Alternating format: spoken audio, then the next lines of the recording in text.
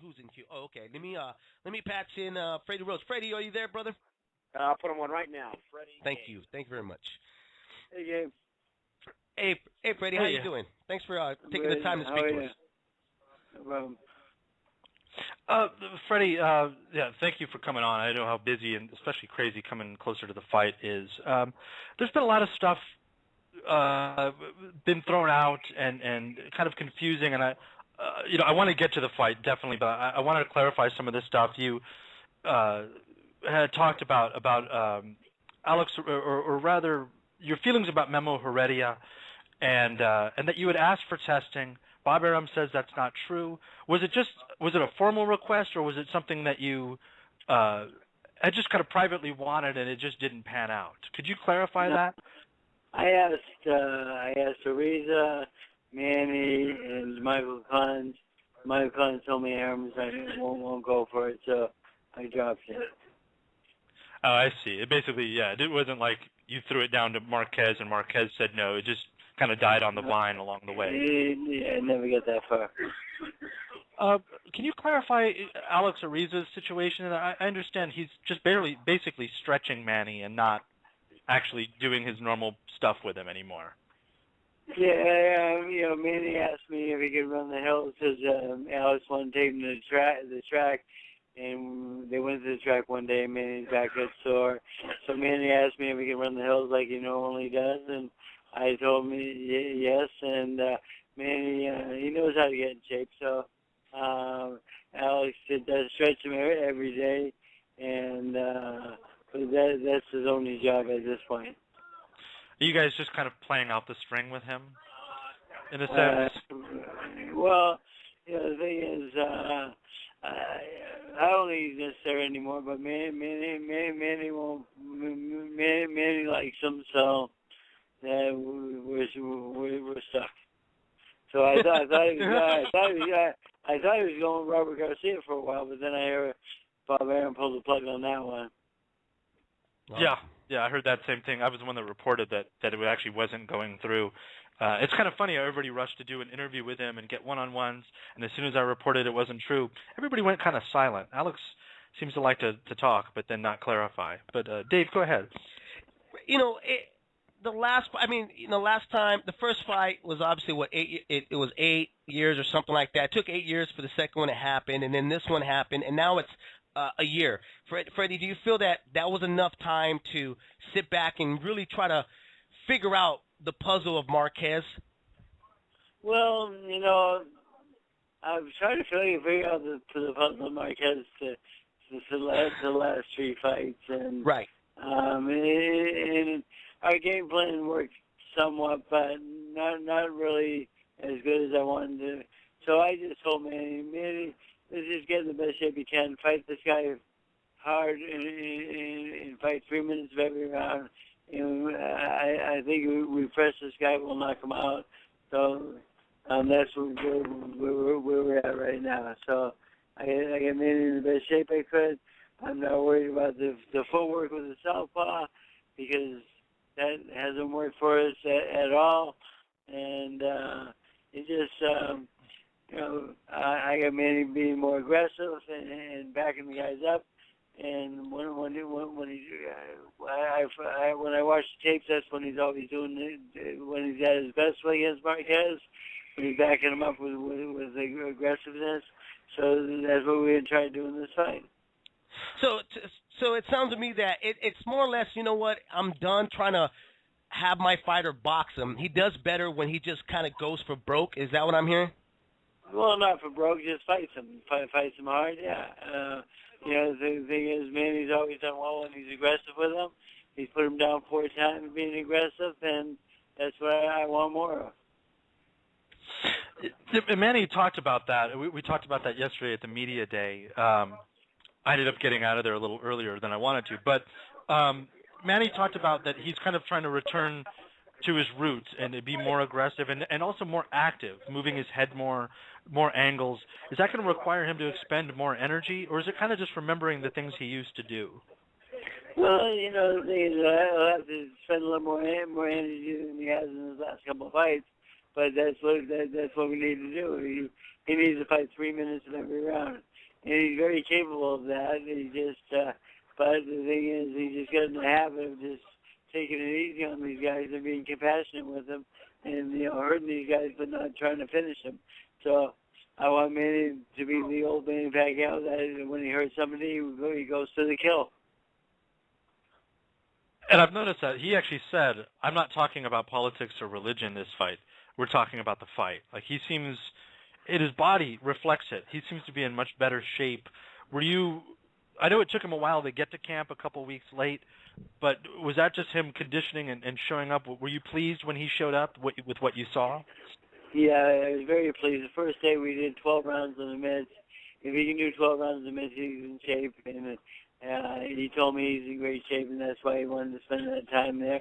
So he came in good shape. We had 6 weeks here, and that's normally when we started sparring. So we started sparring right away, and Frankie Gomez has been helping us out a lot, and Sue Croft from Russia, and the 2 Roman brothers. So we've had some really good sparring. We've had 4 knockdowns in sparring with Manny, and that's the first time we've had knockdowns since I think the Cotto fight. And he come back to the old Manny Pacquiao. What do you think is the more crucial thing in this fight here alone? Making sure Manny's in his best shape, or just trying to find that right punch to land to change it all the way around? I mean, to bring it back to that first fight. What do you think, Freddie? Well, being in shape and fighting 3 minutes of every round, I think, is the key. And the thing is, if he can fight 3 minutes of every round, I don't think Marquez can with all that muscle he's put on. All the weightlifting he's doing and so forth. He's very big and tight, and it's going to take a lot of energy for him to throw punches, a lot more energy than usual. And I think he'll fade in the fight, and I think we'll be strong towards the end. Let me ask you one last thing about Alex.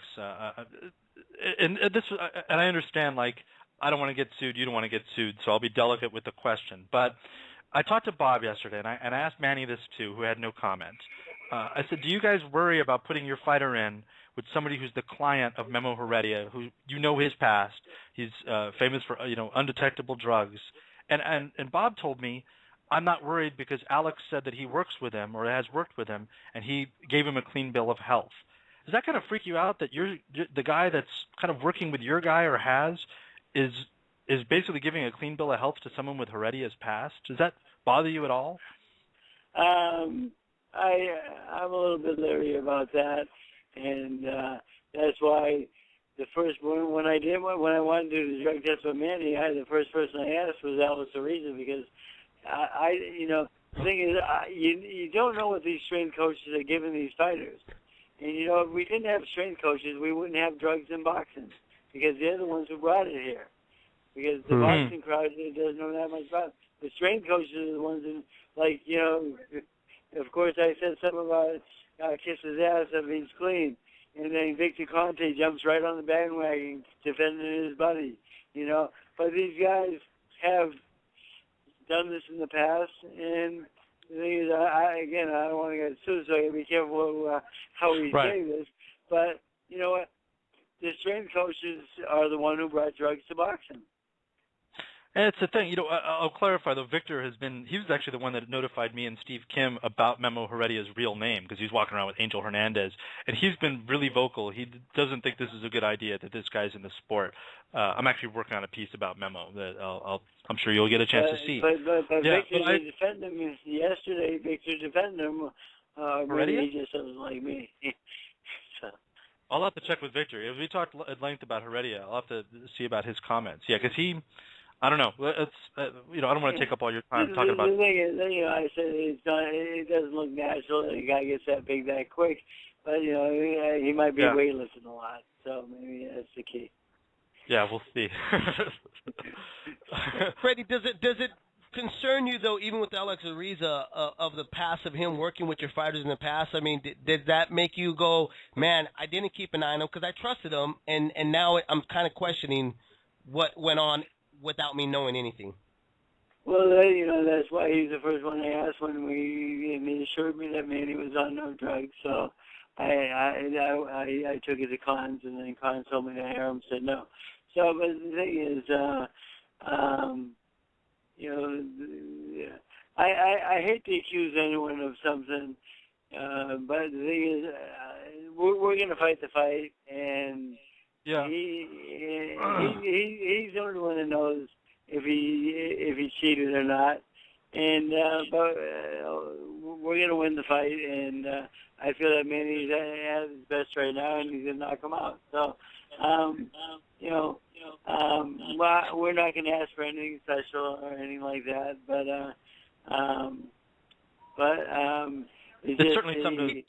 I got to say this: that he does look a lot bigger, and I'm wondering, with that size getting bigger, does it mean that he's going to now be a little bit more stationary and willing to trade with your fighter? Are you hoping that he does that with that extra weight? Yes, I do. That's my wish, actually. And the thing is, but last time he was pretty big last time also, but he's still mentally a counterpuncher, and I don't think he can change. Right. I think he's gonna run like he always does.